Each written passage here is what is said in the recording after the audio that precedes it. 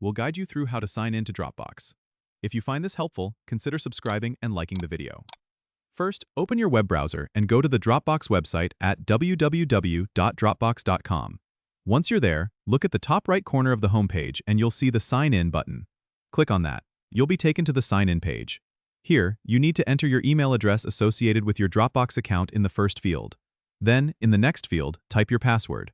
If you have trouble remembering your password, you can click on the Forgot Your Password link right below the password field to reset it. But if you remember it, just go ahead and type it in. After entering your credentials, click the Sign In button. If you've set up two-step verification, you'll be prompted to enter the code sent to your phone or email for added security. Enter the code and then click Submit. Once you've successfully signed in, you'll be directed to your Dropbox dashboard where you can access all your files and folders.